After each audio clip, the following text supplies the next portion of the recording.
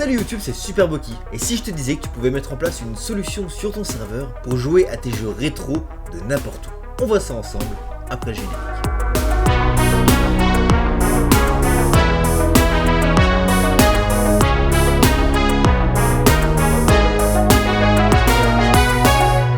Donc là j'ai fait mon petit teasing et je suis assez content. C'est une solution que j'ai découvert il y a peu de temps. En même temps le projet date du mois d'octobre. Ça s'appelle emulator.js.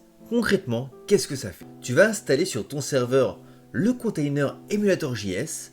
Ce sera la partie serveur du coup.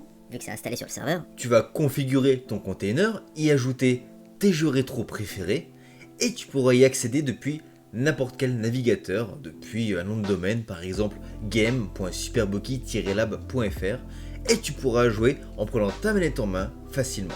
Ce que je propose, c'est que je te montre comment ça fonctionne et tu me diras ce que t'en penses. Avant de commencer, le projet emulator.js, c'est un projet comme je te l'ai dit qui est assez récent, mais qui permet de pouvoir jouer à des consoles partant de la NES par exemple, jusqu'à la PlayStation. C'est-à-dire que concrètement, tu peux jouer à la PlayStation depuis ton navigateur internet de presque n'importe où. Moi quand j'entends ça, je reviens 15 ans en arrière, 15 ans, 20 ans en arrière, quand j'ai commencé l'émulation et où c'était difficile de faire tourner sur ma machine un émulateur Super NES, je me dis que c'est incroyable.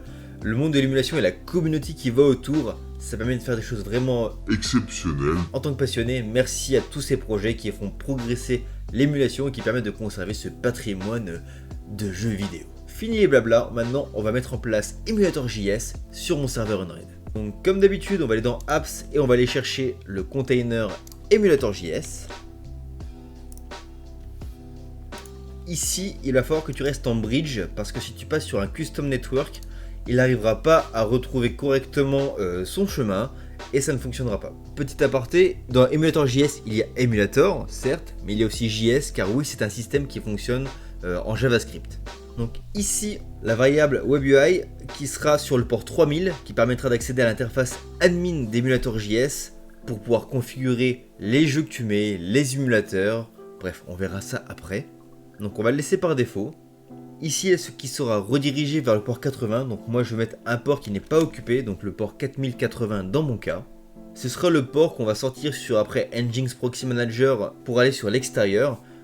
Et c'est ce port-là qui sera forwardé vers mon sous-domaine games.superboki-lab.fr. Le port 4001, je vais le laisser ici par défaut. Il concerne le peering. C'est si tu souhaites participer à ce projet et à partager sur le réseau du coup différents artworks des jeux que tu auras en ta possession. Le chemin data, ce sera le chemin sur lequel tu auras du coup tous tes ROM de jeu. Car voilà, pour l'émulation, un jeu c'est un ROM. Tu peux créer un dossier exprès, moi c'est ce que j'ai fait pour cet exemple. Donc pour moi ce sera dans /mnt/user/media/emulator.js. Dans une logique d'optimisation pour limiter les temps de chargement, c'est mieux de mettre ça sur un SSD ou un NVMe. Mais si tu joues qu'à des petits jeux, genre par exemple pas de la PlayStation, si tu mets sur ton arrêt, ça ira très bien vu la taille des jeux. Et enfin la variable subfolder que tu laisses par défaut avec le slash. On applique. L'installation est à présent terminée. On voit que notre container est ici et il est lancé. On va pouvoir aller sur la WebUI. On arrive donc sur l'interface de configuration de emulator.js. Oui, c'est un peu austère. On voit que pour l'instant, ils n'ont pas vraiment fait d'efforts au niveau de l'ergonomie et du graphisme. On les pardonne. En premier, ils nous demandent de télécharger tout ce qui est le package de configuration par défaut. On s'exécute. Donc ces fichiers par défaut, c'est ce qui va habiller un peu notre interface utilisateur d'emulator.js. Pendant que ça fait ça, nous ce qu'on va faire, c'est qu'on va paramétrer sur Nginx Proxy Manager le sous-domaine game.superboki-lab.fr. Donc, comme d'habitude, en premier, pense à faire ton sous-domaine chez ton fournisseur de nom de domaine ou sur Cloudflare si tu te sers de Cloudflare pour gérer ton nom de domaine. Nous, on va aller directement sur Nginx. Donc, comme d'habitude, j'ai mis ici mon nom de domaine game.superboki-lab.fr. On reste en HTTP. Là, tu mets l'adresse locale de ton serveur Unreal. Le port 4080 qu'on a paramétré qui sera du coup forwardé vers le port HTTP, c'est-à-dire le port 80. pense bien à activer le WebSocket et les autres options. Dans un souci de sécurité, j'ai mis l'access list SuperBookey pour qu'il y ait un login et un mot de passe quand tu souhaiteras te connecter sur game.superbookie-lab.fr. Donc fais-le aussi de ton côté. Si tu ne te rappelles pas comment créer une access list, regarde ma vidéo sur Nginx Proxy Manager, j'explique tout. Ensuite, j'ai bien fait un certificat SSL pour game.superbookie-lab.fr. Donc grâce à ça, la partie utilisateur est accessible via game.superbookie-lab.fr. Pour la partie admin, on pourrait le faire aussi, mais moi je préfère garder ça en local pour gérer mon interface d'administration que en local pour l'instant. D'ailleurs, les différents packages par défaut doivent être téléchargés. On va retourner sur Emulator.js pour continuer la configuration. En effet, ça a téléchargé pas mal de choses. On a téléchargé tout ce qui était disponible. C'est très bien. Tu verras ici qu'il y a plusieurs infos de base qui sont marquées. Je vais pas les relire, car je pense que tu sais lire. Ça parle des différents contrôles de base, de petits bugs qu'il pourrait y avoir éventuellement. Tiens, tant qu'on y est, petit aparté, tu pourrais te demander quel est l'intérêt de faire une partie serveur, une partie client pour tes jeux rétro, car il existe des solutions comme Recalbox ou encore Batocera pour pouvoir jouer à tous tes jeux préférés. Très bonne question. L'intérêt, c'est que tu auras tous tes jeux sur ton serveur et que depuis n'importe quel endroit, tu pourras y jouer ou y faire jouer tes amis. Par exemple, tu as une Xbox, tu ouvres ton navigateur sur Xbox, tu mets ton nom de domaine et tu auras accès à tous tes jeux.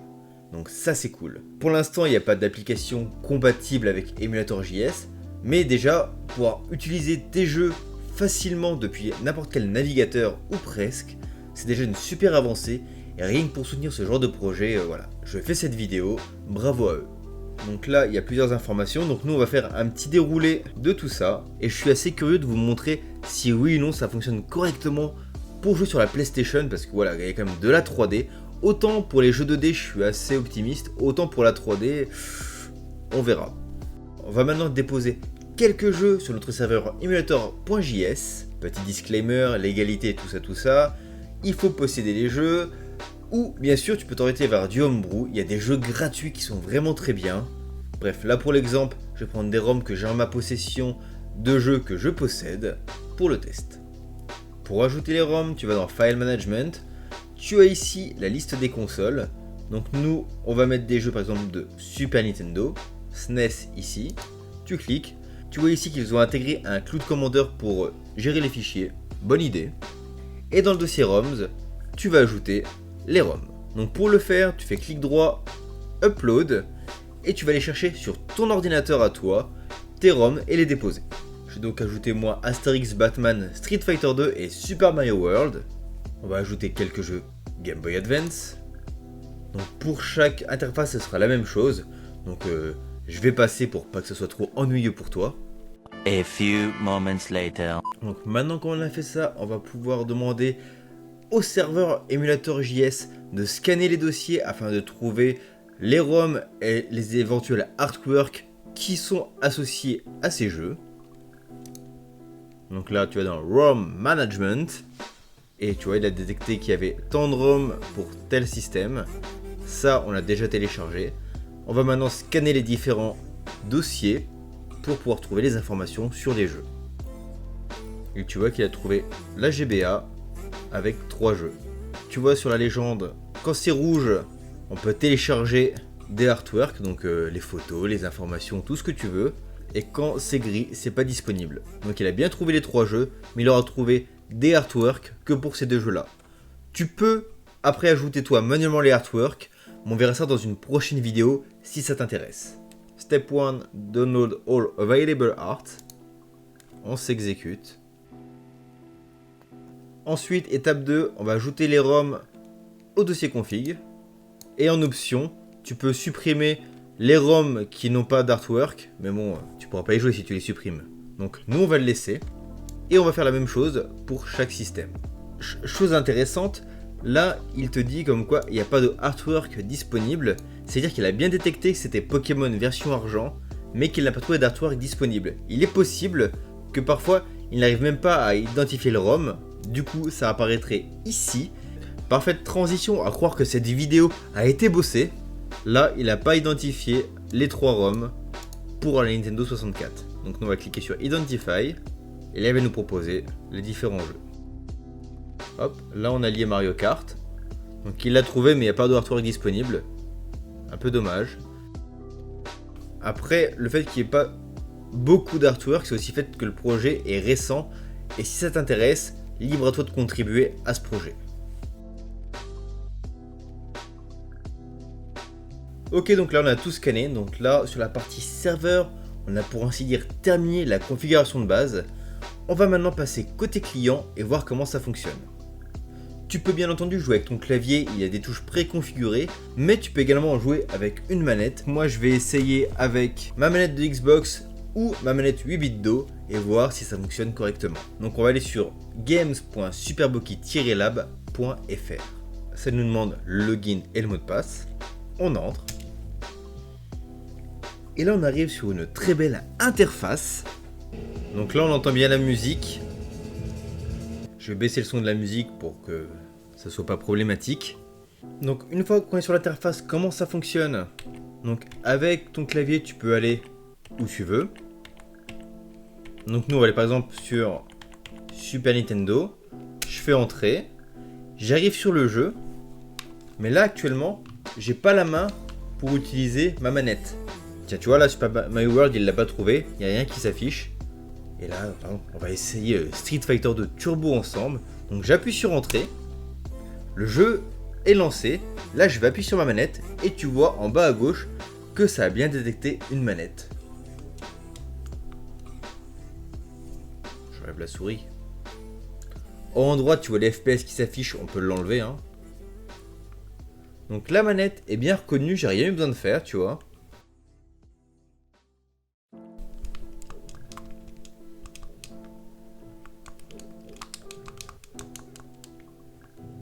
Ok, ça fonctionne très bien. Pour accéder au menu de configuration de l'émulateur, tu fais Start, Select, L et R. Si tu connais un petit peu déjà l'émulation RetroArch, c'est le même type de menu hein, pour gérer tes sauvegardes et plein d'autres choses.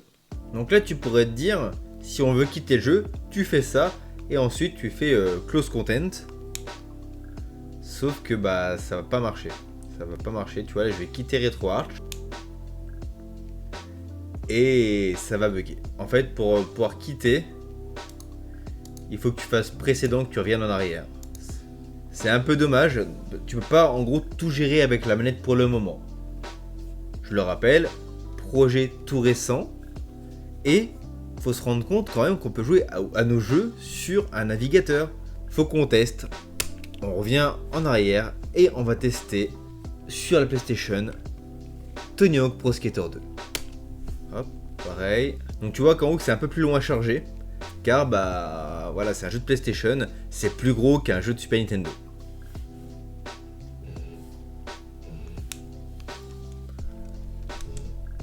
Ah là là. Ça rappelle des souvenirs tout ça. Donc là je suis toujours avec ma petite manette 8 bits d'eau. Hein.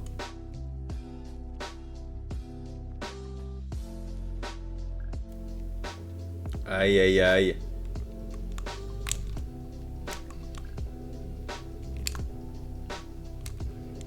Nickel. Toujours autant de facilité sur ce jeu. En tout cas, tu peux regarder qu'au niveau des FPS, c'est stable. Bah c'est bluffant. Hein. Nickel. Ok, bah c'est plutôt très cool tout ça. On débrief. Bon, je sais pas ce que t'en penses, mais moi là, je suis vraiment très hypé par ce projet. T'as côté serveur, tous tes jeux, et après côté client, tu te connectes depuis n'importe quel navigateur où tu peux activer le JavaScript pour jouer à tes jeux. C'est top. Plusieurs bémols, d'un point de vue ergonomie, que ce soit côté admin ou côté client, c'est pas encore top. On est obligé de passer par une partie clavier pour pouvoir revenir en arrière par exemple. Les sauvegardes. Ça aurait été génial si les sauvegardes étaient faites côté serveur, mais non, elles sont faites côté client dans le cache du navigateur. Donc par exemple, moi, user Superboki, si je joue sur ce PC là, bah, si je prends un autre PC ou un autre navigateur, j'aurai pas ma sauvegarde. C'est dommage. Donc ce qu'on peut espérer, c'est qu'à terme, on puisse créer des utilisateurs sur Emulator.js et que les sauvegardes soient stockées sur la partie serveur pour pouvoir accéder n'importe où. Ça permettrait de pouvoir jouer à tous nos jeux de n'importe où avec un compte, c'est-à-dire que tu pourrais faire plusieurs comptes même pour tes amis, et chacun aurait sa sauvegarde stockée sur le serveur. Je sais pas si c'est possible, j'ai pas les compétences techniques pour pouvoir dire si ça va se faire ou pas, mais ce serait vraiment génial. Écoute, c'est tout pour cette vidéo, n'hésite pas à me faire tes retours dans les commentaires, dis-moi si ce genre de projet t'intéresse autant que moi. Je mettrai bien sûr dans la description tous les liens vers le projet, normal. Avant de se quitter, il faut que je rappelle quelque chose, la loterie de Noël est commencée, et il y a des beaux lots à gagner, genre des cartes graphiques par exemple. Je remettrai en commentaire épinglé les modalités de participation, donc si toi aussi tu veux gagner une carte graphique ou encore des licences Unraid, enfin bref, il y a plein de choses à gagner. Renseigne-toi. Et comme d'habitude, pense à lâcher ton plus beau pouce bleu, à t'abonner si ce n'est pas déjà fait, et à laisser des commentaires pour phagocyter l'algorithme YouTube et rendre mon contenu de plus en plus visible. Allez, on se dit à très bientôt, salut YouTube!